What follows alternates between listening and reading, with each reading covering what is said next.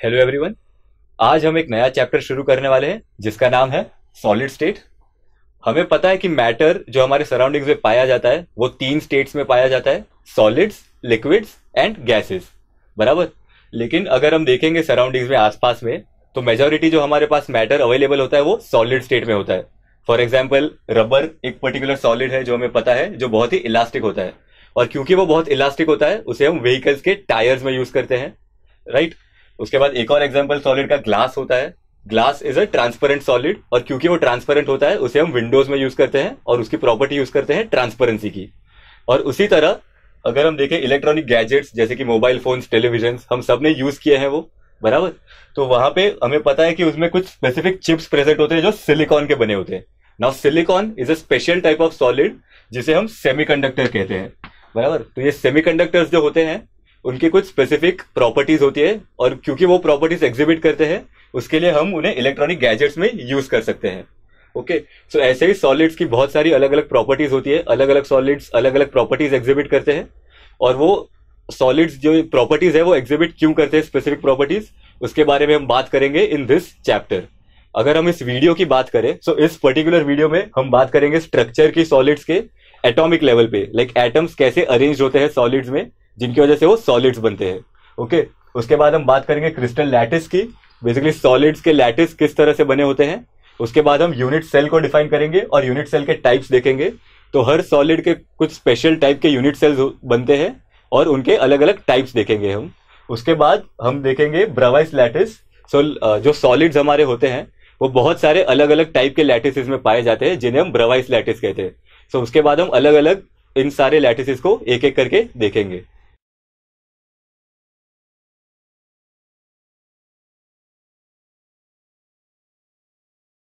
तो सपोज कि हमारे पास कुछ ब्रिक्स प्रेजेंट है और हमें इन ब्रिक्स से एक दीवार बनानी है। हम सब ने दीवार को बनते हुए देखा है। हम एक ब्रिक के बाद एक ब्रिक लगाते जाते हैं और लगाते जाते हैं ऐसे ब्रिक्स, और जैसे हम ब्रिक्स की ऐसी स्टैकिंग करते हैं तो हमारी दीवार खड़ी हो जाती है। ठीक उसी तरह अगर हमें एक सॉलिड बनाना है तो हमें पता है कि सॉलिड्स जो है हमारे वो एटम्स से बने हुए होते हैं। और अगर हम एक के बाद एक एटम्स लगाते जाए और स्टैक करते जाए तो हमारा सॉलिड स्ट्रक्चर जो है वो खड़ा हो जाएगा। सो इस टाइप का हमारा जो सॉलिड का स्ट्रक्चर आएगा उसे हम क्रिस्टल लैटिस कहते हैं। हमारे इस क्रिस्टल लैटिस में अगर हम एक सबसे बेसिक स्ट्रक्चर या सबसे छोटा स्ट्रक्चर ले जिसे हम रिपीट करते जाए और हमें पूरे का पूरा क्रिस्टल लैटिस मिल जाए, उस छोटे स्ट्रक्चर को हम यूनिट सेल कहते हैं। तो इस केस में अगर हम इस पर्टिकुलर स्ट्रक्चर को रिपीट करते जाएंगे तो हमें हमारा पूरे का पूरा क्रिस्टल लैटिस मिल जाएगा। तो इसे हम यूनिट सेल कहेंगे और ये यूनिट सेल हमें कुछ इस तरह का दिखाई देगा। और अभी ये जो यूनिट सेल है या हमारे पास जो क्रिस्टल लैटिस है उसमें जिन भी पॉइंट्स पे हमारे पास एटम्स प्रेजेंट है उन सारे के सारे पॉइंट्स को हम लैटिस पॉइंट्स कहेंगे।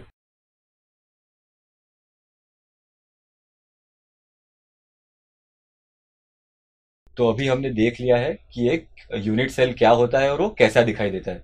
तो अभी हम एक क्यूबिक यूनिट सेल लेंगे। तो हम यहाँ पर एक क्यूब देख पा रहे हैं, राइट। हम अज्यूम करेंगे कि इस क्यूब के सारे कॉर्नर्स पे या सारे वर्टाइसेस पे एक एक एटम प्रेजेंट है। तो ये हमारा एक क्यूबिक यूनिट सेल हो गया। ओके। अभी ये जो हमारा पर्टिकुलर क्यूबिक यूनिट सेल है इसके टोटल 6 अलग अलग पैरामीटर्स होते हैं।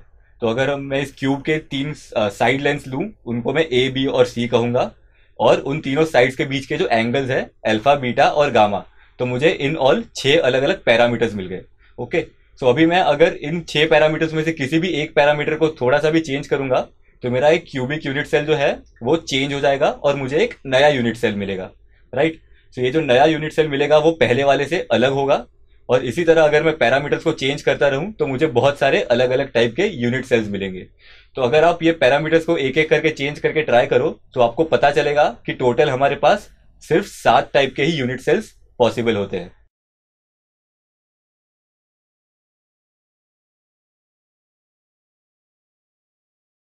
तो ये हमारे 7 टाइप के यूनिट सेल्स हैं। यहाँ पर हम देख सकते हैं कि इन सातों टाइप के यूनिट सेल्स के लिए अलग अलग पैरामीटर्स की अलग अलग वैल्यूज हैं। तो हर अलग अलग यूनिट सेल के लिए जो पैरामीटर्स की जो वैल्यूज है उन्हें हमें अभी याद रखना है along with the name for that particular unit cell.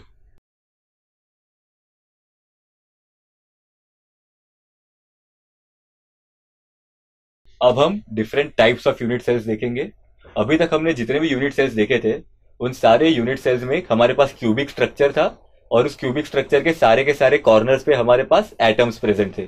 तो उस टाइप के सारे यूनिट सेल्स को हम प्रिमिटिव यूनिट सेल्स कहेंगे। हमारे पास एक और केस भी पॉसिबल है जहां पे क्यूबिक स्ट्रक्चर के कॉर्नर्स के साथ साथ किसी और पोजीशन पर भी हमारे पास एटम्स प्रेजेंट हो। तो जब भी हमारे पास वो केस आएगा जहां पे हमारे पास एटम्स कॉर्नर्स के अलावा और भी पोजीशंस पे प्रेजेंट है, उस केस को हम या उन सारे यूनिट सेल्स को हम सेंटर्ड यूनिट सेल्स कहेंगे। और हमारे जो सेंटर्ड यूनिट सेल्स है वो 3 टाइप्स के होते हैं, बॉडी सेंटर्ड, फेस सेंटर्ड और एंड सेंटर्ड।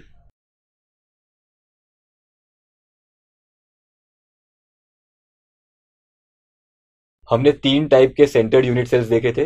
पहला हमारा था body centred cubic unit cell. तो जैसे कि नाम सजेस्ट करता है, ये हमारा क्यूबिक यूनिट सेल है जिसके कॉर्नर्स पर तो हमारे पास एटम्स प्रेजेंट होंगे ही, बट साथ में उसकी बॉडी के सेंटर पर भी हमारे पास एक एटम प्रेजेंट होगा।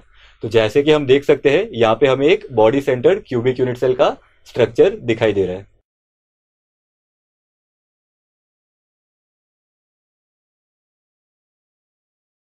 सेकंड हमारा face centred cubic unit cell है।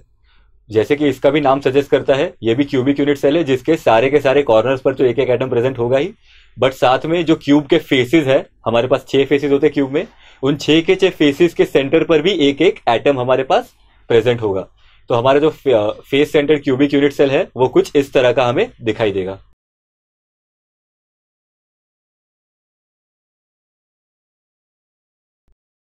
थर्ड हमारा है end centred cubic unit cell. यहां पर भी हमारे क्यूब के सारे कॉर्नर्स पर एक एक एटम प्रेजेंट होगा और उसके साथ हम एक ऐसा पैर लेंगे फेसेस का जो एक दूसरे से ऑपोजिट होगा। तो इन दोनों फेसेस के सेंटर पर भी एक एक एटम्स प्रेजेंट होंगे, उसे हम end centred cubic unit cell कहेंगे। तो यहां पर हम देख पा रहे हैं कि end centred cubic unit cell किस तरह का दिखाई देता है।